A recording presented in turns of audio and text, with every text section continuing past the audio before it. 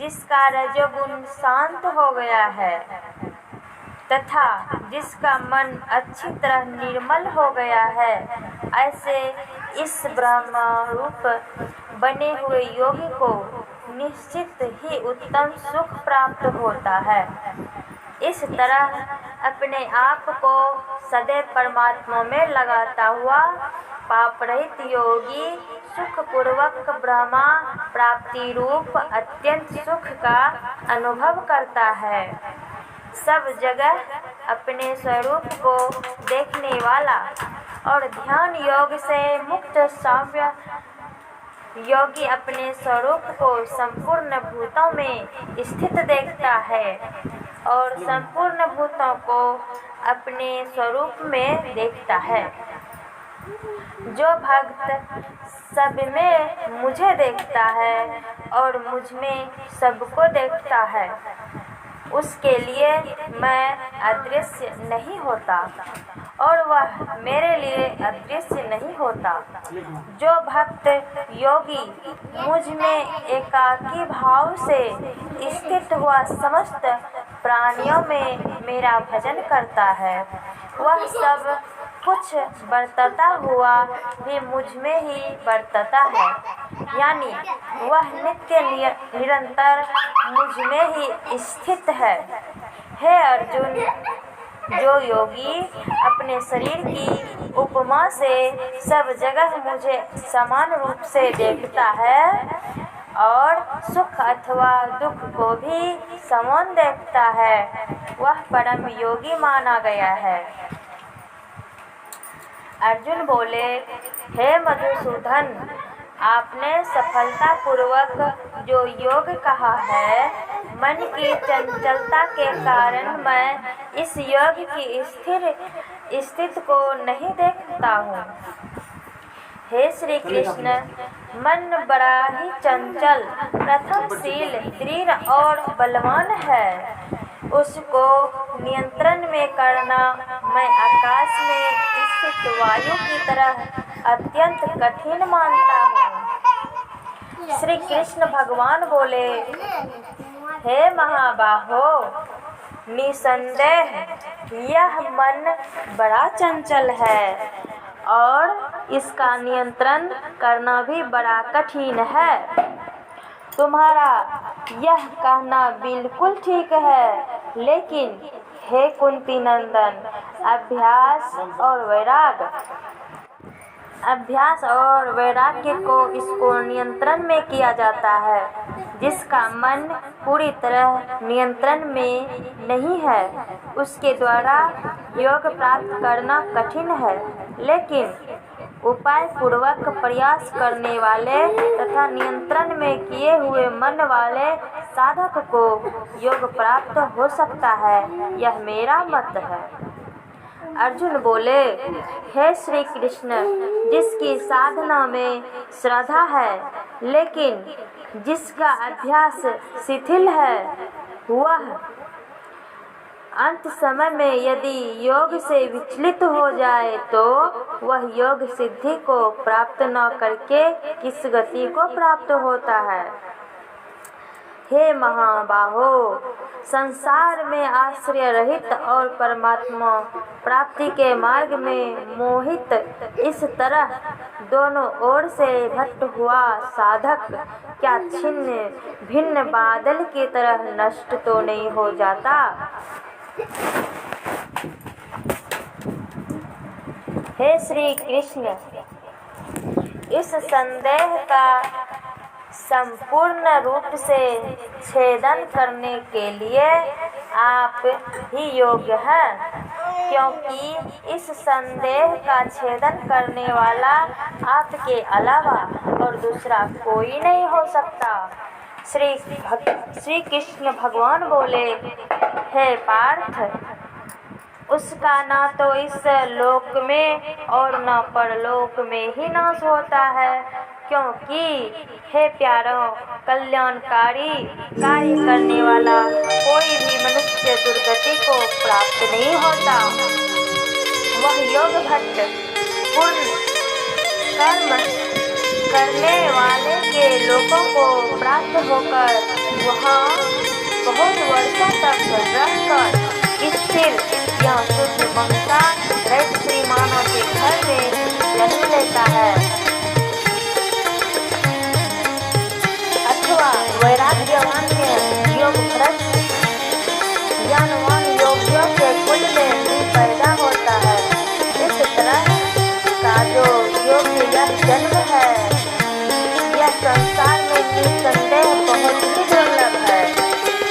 हे कुरुनंदन, वहाँ पर उसको पहले मनुष्य जन्म की साधन प्राप्त संपत्ति अनायास ही प्राप्त हो जाती है। फिर उससे वह साधन की सिद्धि के विषय में पुनः विशेष रूप से यत्न करता है। वह श्रीमानों के घर में पैदा होने वाले योग भट्ट मनुष्य योगों के पराधीन होता हुआ भी उस पहले मनुष्य जन्म में किए हुए अभ्यास के कारण ही परमात्मा की ओर आकर्षित हो जाता है, क्योंकि योग समता का जागसु भी वेदों में कहे हुए सकाम कर्मों का उल्लंघन कर जाता है। लेकिन जो योगी प्रयत्न पूर्वक अभ्यास करता है और जिसके पापों का नाश हो गया हो और जो उनके जन्मों से सिद्ध हुआ हो, वह योगी की परम गति को प्राप्त हो जाता है। सकाम भाव वाले तपस्वियों से भी योगी श्रेष्ठ है, ज्ञानियों से भी योगी श्रेष्ठ है और कर्मियों से भी योगी श्रेष्ठ है, ऐसा मेरा मत है। इसलिए हे अर्जुन, तुम योगी हो जाओ। सारे योगियों में भी जो श्रद्धावान भक्त मुझ में लीन हुए मन से मेरा भजन करता है, वह मेरे मत से सर्वश्रेष्ठ योगी है। श्री भगवान बोले, हे लक्ष्मी जी, छठे अध्याय का महामत्स्य सुनो। गोदावरी नदी के तट पर एक नगर था। वहाँ एक जनक्षत्रिय राजा बड़ा धर्मज्ञ था। एक दिन नगर में हंस उड़ते उड़ते आ निकले। उनमें ऐसे एक बैठते ही उतावला होकर उड़ गया। वह नगर में पंडितों ने कहा, हे हंस, तू ऐसा उतावला क्यों उड़ा है? क्या तू राजा जनसूत्री से भी पहले ही स्वर्ग को जाना चाहता है? तब उन पक्षियों में जो सरदार था उसने कहा, इस राजा से भी बढ़कर एक रेयक मुनि श्रेष्ठ है। वह वैकुंठ का अधिकारी होगा। वैकुंठ लोक स्वर्ग से भी ऊंचा है। जब राजा ने मन में विचार किया कि मेरे से उसका पुण्य बड़ा होगा, जिसकी यह हंस स्तुति करते हैं, यह विचार करके राजा ने कहा कि चलकर उसके दर्शन करने चाहिए। राजा ने सारथी से रथ मंगवाकर उस पर बैठ प्रथम बनारस श्री काशी जी में जाकर गंगा स्नान कर ब्राह्मणों को दान दिया और शिव जी महाराज के दर्शन किए। फिर लोगों ने पूछा, यहाँ कोई रेयक मुनि रहते हैं? लोगों ने कहा, नहीं। फिर राजा ने उत्तर दिशा में जाकर बद्री नारायण को परसा। वहां से राजा का रथ चले नहीं। तब राजा ने कहा, मैंने पृथ्वी की परिक्रमा करी है, परंतु किसी स्थान पर रथ नहीं अटका है। यहाँ कोई ऐसा पुण्यात्मा रहा है जिसके तेज से मेरा रथ नहीं चलता। तब राजा रथ से उतरकर आगे चला तो देखा कि पर्वत की कंदरा में एक मुनि बैठा है, जिसके तेज से बहुत प्रकाश हो रहा है, जैसे सूर्य की किरण होती है। तब राजा ने देखते ही कहा, यह रेयक मुनि होंगे। राजा ने दंडवत कर चरण वंदना चरण वंदना करी तथा हाथ जोड़कर स्तुति करी। तब रैयक मुनि ने राजा का आदर किया और कहा, हे पृथ्वीराज, तू चारों धाम का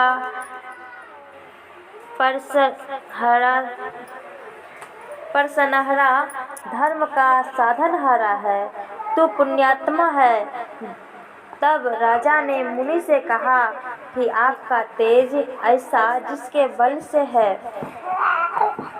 तब मुनि ने कहा, हे राजन, मैं नित्य प्रति गीता जी के 6ठे अध्याय का पाठ करता हूँ। इस कंदरा में उसी का प्रकाश है। यह सुनकर राजा ने अपने पुत्र को बुलाकर कहा, हे पुत्र, आज से तू राज्य कर। अब मैं तीर्थों को जाता हूँ। इतना कहकर राजा ने राज्य त्याग दिया और रैयक मुनि ने गीता जी के 6ठे अध्याय का पाठ आरंभ कर दिया। तब वह राजा भी पाठ करने लगा। एक दिन प्राणायाम करके दोनों ने देह त्याग दिए। तब स्वर्ग से विमान आए, जिस पर बैठकर वे वैकुंठ को गए। भागवत भगवान की जय।